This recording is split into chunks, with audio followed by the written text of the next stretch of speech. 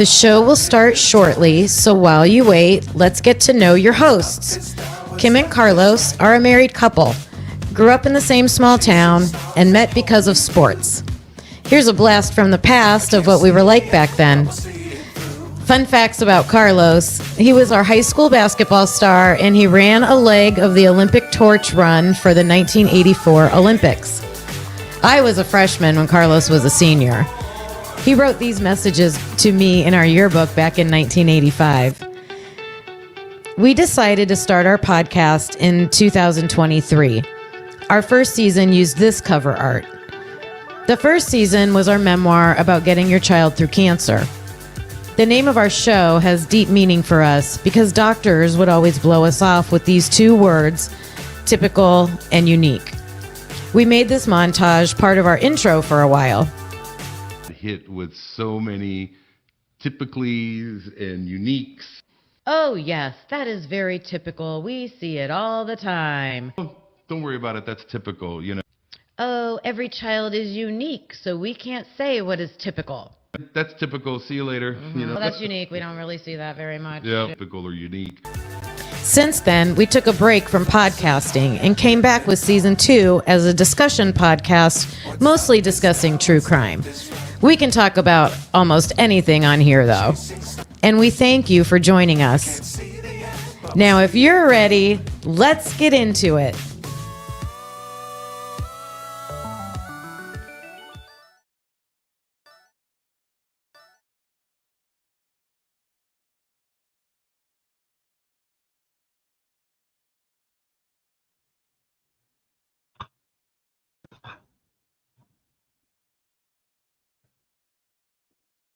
Right. Welcome to Typically Unique. I'm Kim Aponte, and I'm here with my husband, Carlos. Hello. And today we're going to talk about the third episode. Oh, yeah. You know, I brought some, I'm excited for this one. And the fourth episode is airing tonight in a couple hours. So Yeah, so well, this aired Sunday. Right. So what we've been doing is we watch the episode, and before the next episode, we review the previous one. Yep. We don't typically... Yeah, there you go. We don't typically look at the live stream or anything like that, but we are okay with spoilers. That's fine. We make predictions. Sometimes we see them on TikTok or something, or, you know, people around us tell us what's going on. We've seen some Tidbits. floating around.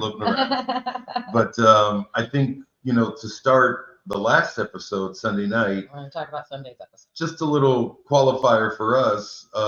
So we TiVo the shows, you know, Recorded.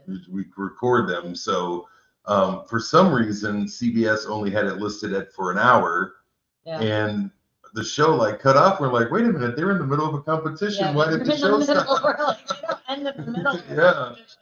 So that without ending the show. Yeah, without ending the show. So that was weird. So we ended up watching it a little bit later on Paramount. Yeah, and that was the best part. Yeah, for sure. The last 30 minutes. For sure. But yeah, so let's get into episode 3, which was Sunday night. Okay. And the house guests introduced themselves to each other. Yeah, just like always. As soon as they all got into the house together, because they had divided them up into 2 groups, they sit on their circular couch and they go around and just say a little bit about themselves, and nothing really stood out too much. I'll let you talk about what stood out to you, but Lisa and Tucker, Tucker went first, and he was talking about how he's a chef, but he does like frozen protein bars or something, but he could hardly get his words out, and Lisa stood up, I'm a chef too, and kind of like stole the thunder? Bombarded his, stole his thunder a little bit. But it was a funny moment. He kind of got her back when she stood up. He immediately said, I'm a chef too. Exactly. And Lisa is, I don't know, but there's something unique about Lisa, which is what? I heard there's some drama coming from her this next week. But what's unique about her is she has this edible glitter. Oh my gosh.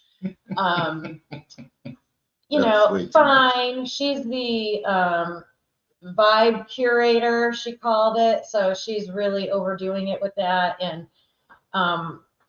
we'll get to the have not portion of the program later, but she was pretty insensitive with she was making breakfast and she has this edible glitter and she was just forcing it on everybody, and not only on their food but on their faces and the people who were have nots and couldn't eat. She's like, breakfast is ready and I have edible glitter, and like they're like, oh, we can't eat. Right. So yeah, they kind of focused on her with that. So they're just starting to show people who are being annoying. Yeah, and she's a little bit, but yeah, I did hear rumblings that there is some breakdown of hers coming, but and I could kind of sense that a mile away. Same with Angela, but we'll get into Angela a little bit later. Speaking of Angela, let's go, just do it. That's what happened. Either early on in this episode or at the end of the previous episode, but they had just gotten into the house. So They're in the house. They're just kind of showing them hanging out a little bit. That's when Lisa was cooking, and they were all like in the bathroom area. And Angela started making comments to Matt. He's the pretty face guy, the tall one in the house. Right. And she was really going overboard on like calling him out about his looks, and all the girls are going to be into you. They're going to be all over you, and you're going to have a showmance. I mean, she was relentless. She would not. And he's like, what did I do? Right. Like, what did I do? And so that she went on and on and on. That kind of ended. It didn't really go too far in the bathroom, but it made its way throughout the rest of the show. That whole drama between Matt and Angela, and that's how it started, about her kind of. It did seem like she was like picking on him. Yeah, and even though this happened a little bit later in the episode, but still kind of a part of that. Matt was like, he felt she's a person that they need to get out of the house because she is going to target and put the spotlight on somebody like she's doing him. Yeah. So Matt was talking to Kenny and saying, hey, these are the type of people who put the spotlight on somebody else. They work their way through the show because they're constantly shifting focus, and she's starting with me. I'm not liking it. And as soon as those guys started having that conversation, who came around the corner? Yeah, she was right there. Angela. And Matt kind of painted it as she's overplaying. Like, it's like overplaying. And she really was, because they were just sitting there. Now, if you watch Big Brother, if people are in a room together, they're talking game. I mean, that's what you're there for. She's just being forthcoming about it. Like, she's being outward about it. And as soon as she rounded the corner, it's like, what are you talking about? Are you talking about gameplay? Like, most people think it, they don't say it. Right. And she's saying it. Right. So, right. Yeah, I don't know. Not like other people don't do that, but they just don't say it. And it's annoying when you do. But, so, we went off course there a little bit, but chronologically, right after the house guests introduced themselves, Ainsley showed up again. And who is Ainsley? The AI robot that shows up in this doorway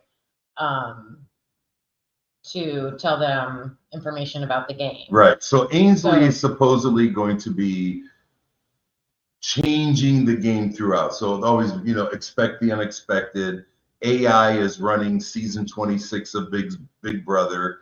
Ainsley is the character that they were going to put a human form in the house. They voted not to have the human form come in, except they're going to use this AI form. So Ainsley shows up and says, there were some powers that were for bad, and lets them know that now there are going to be some powers for good, right? Oh, yeah. This season's going to be interesting. We'll get to that. Yeah, very good. So, Ainsley she came on and was talking about the have-nots. Yeah. And so all the house guests are sitting around. I think it was after they introduced themselves. So right off the bat, they just get done, and she's like, okay, come on over here. I need 4 volunteers to be have-nots. And a have-not is somebody who can't read can't eat regular food for a whole week, and they have to eat this slop that looks like disgusting oatmeal stuff. Yes. I don't know. And then they have to take cold showers only, and they have to sleep in the have-not room on like just hard surfaces. Right. Just they get no amenities. And the have-nots were volunteered, and the have-nots were Tucker volunteered. He's the one we said looked like Jim Carrey. Chemo from Hawaii. from Hawaii. And Quinn, who Good hair, super fan. long hair. Yep, I like him. And Cam, the football player. Right. So all the guys, you noted that. Yeah, they're gonna tough it out for the week. Yeah, I said a little bit more than just noting it was guys, but we'll leave that for. Yeah.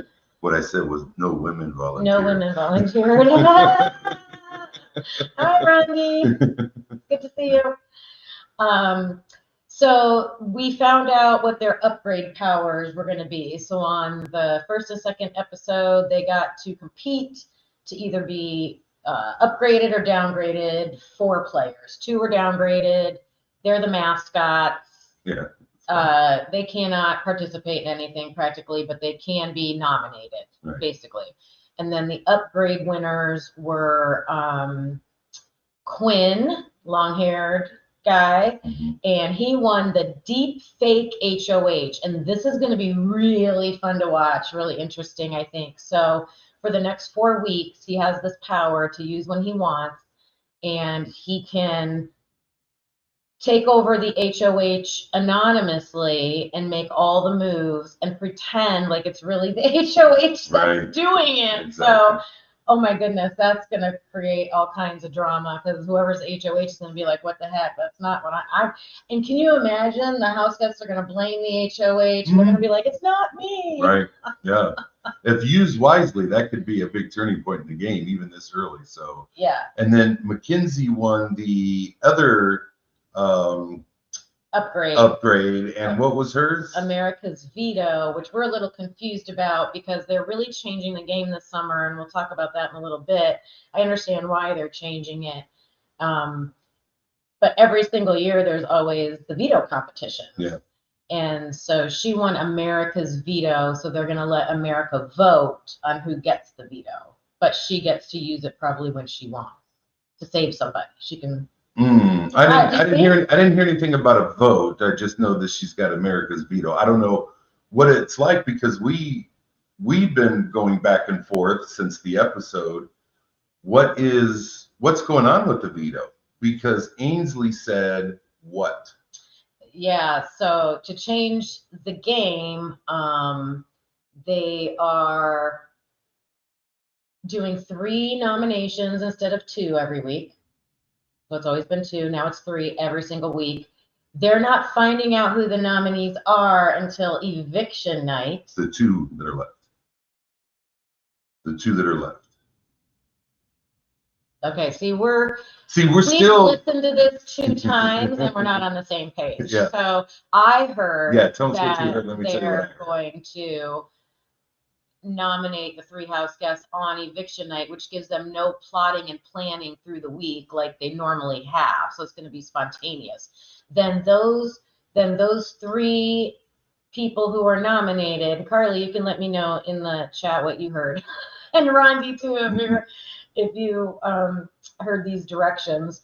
What was I saying? They're the 3 contestants who are on the block. There's a presidential address. Ooh, interesting. Yeah. There's 3 people on the block, and they're going to go right into an AI arena and fight it out, and whoever wins is saved. And then these 2 other people one of them's going home. So my understanding is that the HOH will nominate 3 people, which we saw in this episode. So everybody knows who the 3 nominees are, and they will be on the block pretty much all week. Essentially, this is where it gets confusing. Apparently, they're not doing the veto because right before they vote, they're going to go into a room with Ainsley, and they're going to have a competition. 2 of those people will still remain on the block. Whoever wins that competition with Ainsley comes off the block. So the house guests really don't know who are the two that are going to be left when they vote. So it's going to hurt kind of the strategic voting plan. So the way I heard it and the way you heard it is different. And the way I heard it the first night to when I heard it the second night time we watched it was different. So I'm still a little confused, but that's how I heard it. Yes. I'm going to jump in on this chat discussion in a second, but let's clear this up first. So Donald, it looks like you're watching the show. Is it your understanding that they're going to have the nominations and they'll do it and they'll know for a week? Like Yeah, because we watched the nominations. We watched the nominations just 20 minutes ago. Duh. See, that's how my brain works. I tried to give you that little hint like 5 minutes ago. Don't hint, say it. Okay. Say it before we're on air. Would be even better. Well, I didn't know he was going to come with a left fielder on me, but Thank you, Donald. We're here to provide entertainment too. So. But people in the chat are talking about a presidential address tonight, so that's going to be interesting. Yeah. I know we try not to talk. We said we wouldn't talk politics, but yes. Yeah, we'll talk a little bit about that at the end for sure. Okay. Yep. We'll get back to that. Yep. So, and then supposedly at the end, the HOH, when they come back, the HOH could potentially replace one of those nominees. So now you're back up to 3 people. So it's just so weird how Ainsley explained it that I don't know truly how the veto, the Ainsley competition, and how the voting is going to go. Yeah, because we were talking about OTAV. Yes, my favorite. That's like the classic game, my right? favorite one. Like, yeah. They've got to have those veto games. And anybody knows what OTEP stands for, please put that in the chat. Just wondering if anybody knows what OTEP stands for. But so ultimately, so that's kind of the precursor, but who won the HOH competition? Oh, here we go. I made this just for you, babe. Here we go. Let me put it up here.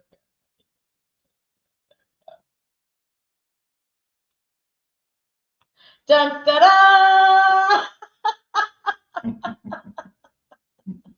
I just had to flash that up there real quick, everybody. Wait, did I do a second one? There she is. Yeah. Doing the nominations. There she is.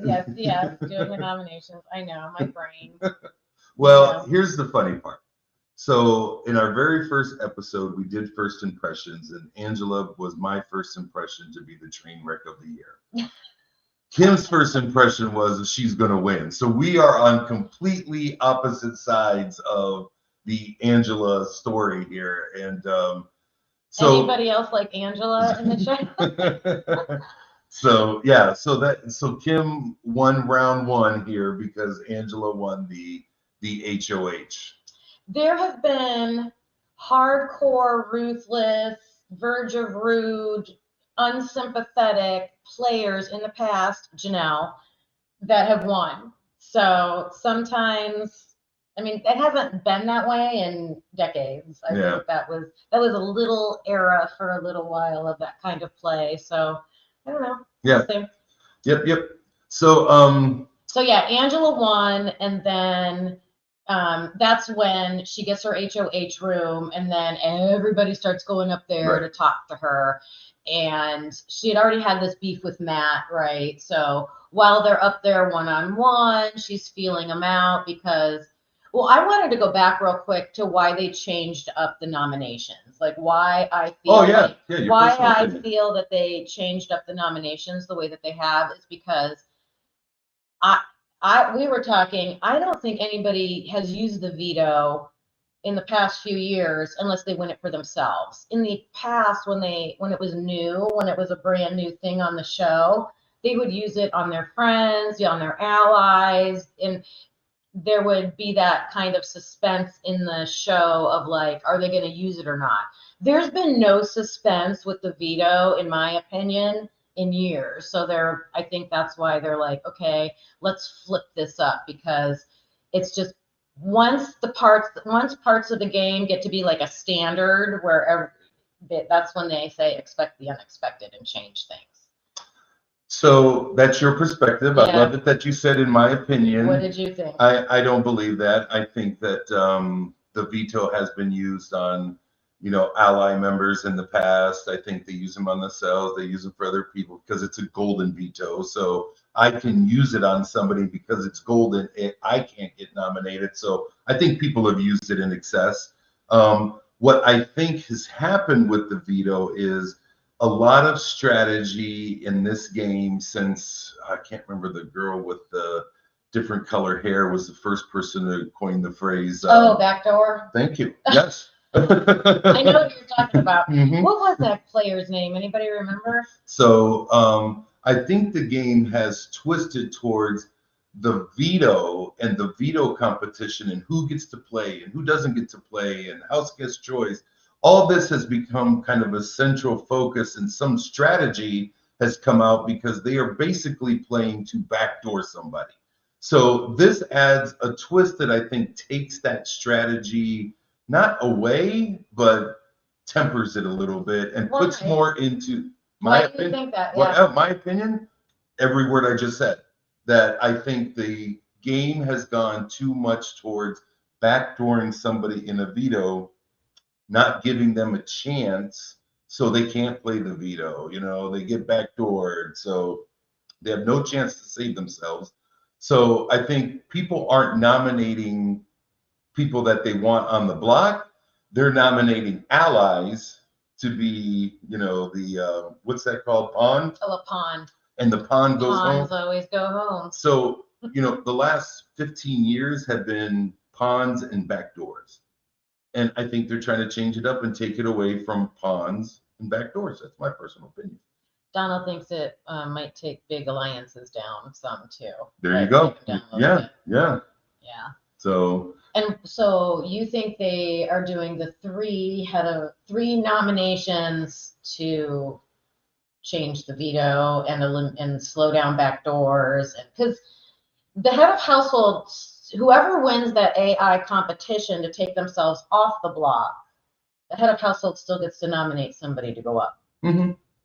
Yes. So that's still kind of like a backdoor, but it's like an automatic backdoor. But who's coming off? Whoever wins the competition. Oh, you don't. You don't know. You don't know Yeah, to the you're last still second. going to have a backup, but I guess You would think it's going to temper a lot of the strategy or enhance better strategy going forward. And think of it this year too. And this is something that happened, and I can't remember their names, but the first head of household is, you have to be very strategic when you're nominating people. It has to be something like, well, you came in last in the competition. I don't know you that well. You're probably a great person. We'll probably be allies next week. I just don't know. But you lost the competition, and just to be fair, I'm nominating you, right? So first head of households have to be very careful. My thing is, I think this year with the 3 nominees, potentially 4 with the veto, oh my goodness. You are making 4 immediate enemies, and depending on who their alliance is, the whole entire house could be against you by the time your head of household is over with. So this year, I think, in the first time in a while, is going to be a very difficult strategic year. And it'll be curious to see what comes out of it, because I'm telling you, they had Big Brother seasons. We were probably in double digits before they came up with the back door. Like, don't you think? Like, that was not too early on. Right. And it was always, and so to watch that season where someone thought to do that, and then they've done it ever since. Oh yeah, that was the key strategy. If something new comes out of this, that'll be really interesting. For sure, for sure. And just to pick up where we left off before we went back. Yeah. So Angela was having people in a room, and it looks like she kind of formed, before she did her one-on-ones with everybody, she kind of formed a group of like 4 or 5 people, maybe 3 or 4. I can't remember exactly. Don't remember all their names. I know Joseph was one of them, because she said, hey, go out there and tell me what people are saying. And he was the first to come back and say, Matt's talking about you, and he feels a little hurt that you keep singling him out about all this. And she's like, oh, I didn't know I was doing that. Okay. I kind of feel bad, but he wasn't even on my radar to be nominated. Now I'm thinking about nominating him. Ultimately, she didn't. Right. But there's still a whole week to go. But that was my take, and then she did some one-on-ones afterwards. Right. So before we get to Matt going into her room to talk to her, Quinn, the long-haired player, I really like him. He goes to Angela, and he's got the superpower, the big one, the head of household one, and he told her about it. Like, I understand because she's a head of household, but that was pretty early on to trust somebody that you just met for a couple days. Like I'm in my opinion, didn't feel out like the game, but he did. So they're kind of locked together now. But I do love the name they came up with because Angela went like this, so they're the BB guns. Which, That's again, cute. here's another thing That's about cute. Angela. I think she's going to be a train wreck this season. That was actually pretty good. I have to give her that. The BB Gun Alliance was pretty good. The play on words there, I guess. But yeah, I have to give her credit. That one was pretty good. I didn't like Quinn telling her, but Quinn hasn't really ingratiated himself with anybody else in the house quite yet. He locked on to the most powerful person in the house right now. He also has a superpower. So it's like, Batman and Superman at this point getting together and saying, hey, I don't know if next week they're going to be Batman and Superman, but this week they're Batman and Superman. Right. So take a week, do it 1 week at a time. Yeah. Survive a week. Yeah. Okay. Donald said he watches the stream, so I'm sure you know more about the drama and stuff that's going on. He thinks Angela's going to be a target next week. Yeah, I would say. Yeah. And he said something about the veto. The veto. America picks renames a power. Not sure. So let's see. Okay, we talked about the nickname and the alliance. So then Matt comes up and he's talking to Angela in the HOH room, and he calls her out on how she was making him feel in the bathroom area when she was talking about him getting all the girls and stuff. She immediately apologized. Like, I felt, I know you don't like her, but I think you have to say. It's not like. She immediately was like, I'm sorry. I didn't know that, I didn't mean to do it that harshly. I didn't think I was doing it that harshly. She gave an apology.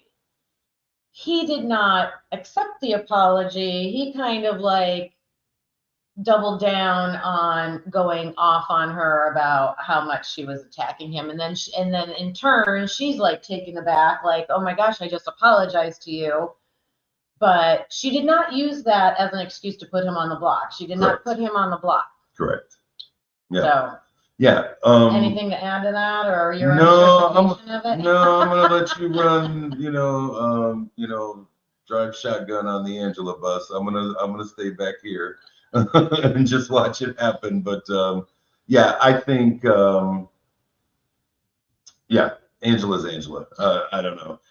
It's when she was saying it, it didn't seem shy and bashful or anything. It was like, if I see this guy in the house, this is my target. And this is, she seems a little bit more intentional. She's not as aloof as I think you're trying to make it. I think she's pretty strategic. One of the things that me and our daughter was talking about was, Angela's been on other shows. Oh yeah. She's been on Dr. Phil. She's been on The Price is Right. She is intentional. So trust me. I think there's, the oh shucks, I ain't buying. Just for me. I have to keep that in the back of my mind. Yeah, that does put a little downer on it for you. Thanks, Susan. But okay, so we are the noms. Yeah. Oh yeah, that's so right. So who did she end up nominating? She nominated Lisa because most people in the house that came to talk to Angela in the HOH room mentioned her name. She's just being a little annoying, I think they all thought. And I agree. I think that she is putting herself out there that I'm going to be the cook, and I'm going to take care of everybody. So, and I'm going to be fun. I'm going to be the cook, and I'm going to be fun, and I'm going to take care of everybody. So nobody nominate me because I'm coming in to do these 2 jobs for you with this, edible glitter and all this other stuff, and cooking and everything like that. It kind of backfired. She just overplayed it, and it just people got kind of annoyed quickly. Paid actor. Yeah. Ooh, exposed Yeah. CBS. Yeah, I gotta dive into that. Also nominated was Chemo, Yeah. which I felt bad about, to be honest with you. Yeah, I like him. Yeah, Chemo has the story about, well, he's from Hawaii. He has a story about, him and his brother watched the show before his brother passed away. It was kind of their bonding thing. Chemo's had a bit of a rough childhood, and he really wanted to pay homage to his brother in some way by doing this. And man, he got nothing. You could see it in his face immediately that he was ready to just burst out in tears.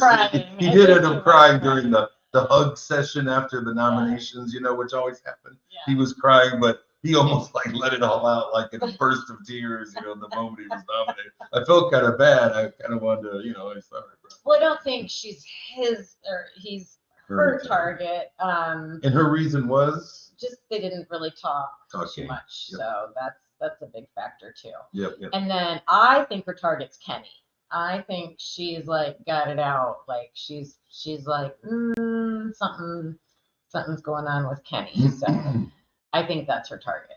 So I waited to the end to talk about this, or at least to the end of the show portion, but because I wanted to ask you a few questions about this. So we heard earlier, and it comes back to her nominating Kenny, so bear with me a second. We heard earlier in the show there was a bunch of girls who got together, ladies, women, who got together and said, we should do a women's alliance, right? And one of them said, I'd like to, but it never works. It never works, right? So sometimes, especially with the cookout, you can do an alliance based on race, gender, whatever. And because you don't know personalities right away, but you need to lock in with somebody right away. Yeah. Because if you don't, you end up being one of those perpetual floaters out there that never really lands with any group until it's way too late and your vote becomes a swing vote. And then whichever way you swing, you're on the bottom tier of whatever side you choose. So that's always a tough place to be. Floaters never win, that sort of thing. But the Girls Alliance, we say this literally every year, and I think every year they bring it up. They break my heart. The poor girls, they never do it. I don't understand. A group of guys could be in a room and like get it done in 2 minutes. Got you. We're in. We got a name. We're in. Shake on it. Done. And they make it to the end. Yep. Women have just never done it yet. I'm waiting, but. So the part I thought, I was like, Angela could have, my personal opinion, Angela could have a couple of built-in alliances, right? She could go with a girl alliance, right? Hey, let's vote out a guy the first time, right? So she could steer the group one direction, like, hey, let's vote out a guy because the girl's in power, and that typically doesn't happen, right? Yeah. Play to all of that in the game, So you have a group of people over here that would be willing to do that. She also has the older person alliance. Kenny, what's a class? Brooklyn. Classy sassy, that's how I remember her. Brooklyn, like maybe go with some of the older people and say, hey, older people don't typically make it that far in this game. Let's, vote together, or let's try to get this person. So she's targeting somebody who fits in her demographic right on. And to me, that's always been the first HOH no-no. Use your demographics to your advantage until you learn the people you're playing. Oh, yeah. So she's targeting somebody in her demographic. I think, my memory's not great, but I think that the most successful alliances to get to the end were where they had more than one. Like they had that one other person that they never spoke about, and then they would join other alliances, Right. get to the end, and then Yeah. I don't know. Maybe she'll try that because she's got her 2. You know, if you get that solid 2, then you can branch out and go to other For sure. groups. So I think that would happen. So what are you expecting for tonight? Now, we haven't, now again, we stated this earlier in the show, but a few of you joined afterwards.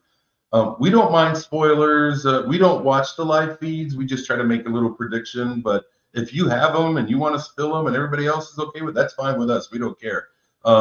But we're just going to make a prediction based on the show and things that we've seen, you know, naturally, like through TikTok or something, you know, because TikTok listens to what we say, and if we start talking about Big Brother, the next thing you know, the next TikTok that shows up is a Big Brother TikTok.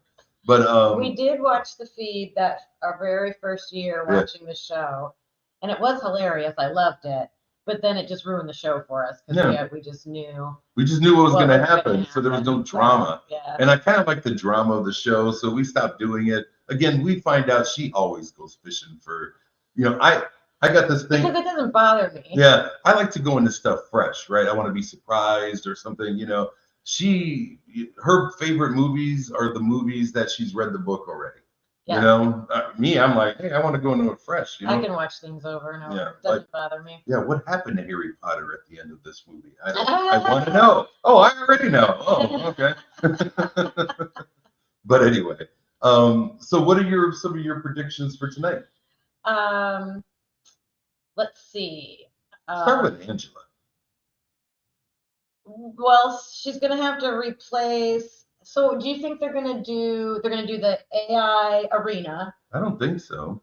Well, they've got people on the. Oh, is tonight just gonna be the episode where we just see all the week drama, like all the drama from the nominations? Probably. And then what do they typically? They would do the veto competition typically. Do the competition and then replace that nominee like on Thursday, and then Sunday would be the eviction. Yeah, but I don't know how it's going to roll this year again, because we're not looking. We're just getting what we're getting from the TV, right? And they're not telling us, you know, is it veto competition on Wednesday? I don't think they're having a veto competition, so I don't know. I think it's going to be the arena. Do you think it's going to be is it going to be like arena's going to be on HOH night, because at the last minute, they'll do that. Donald said veto comp. So do you think it's going to be a traditional veto comp with where they pick random players plus the nominations? AI comp live on Thursdays. Oh, interesting. All right, we're going to see how that plays out. So how are they going to do the veto? I don't know. We got to see how that plays out. So then 2 players could get saved. Yeah. So what do you? 2 players could get saved, maybe. Is that what it's looking like?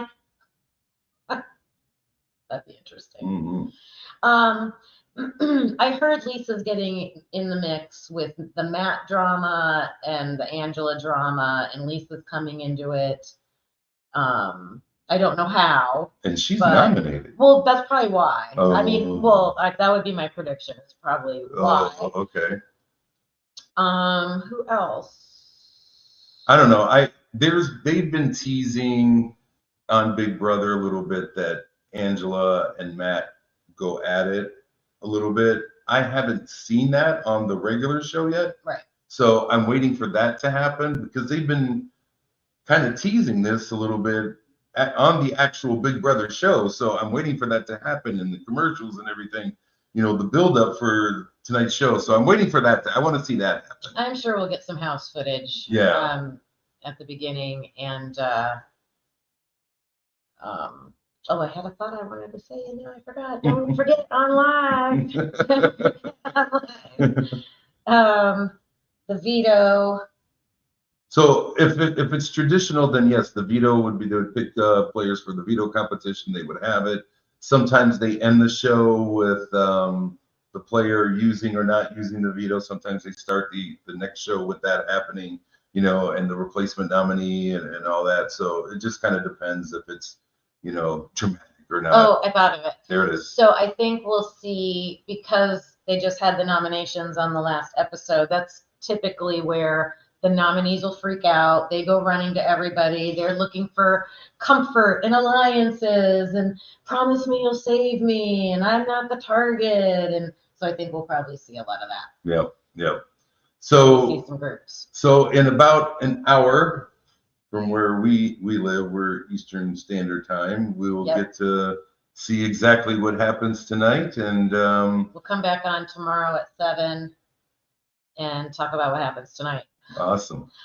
So those of you that stuck around in the chat, welcome, Donald. It was nice to have you in the chat. You gave a lot of good information. And Rondi, if you guys join us back tomorrow, that'll be awesome. Oh, cool.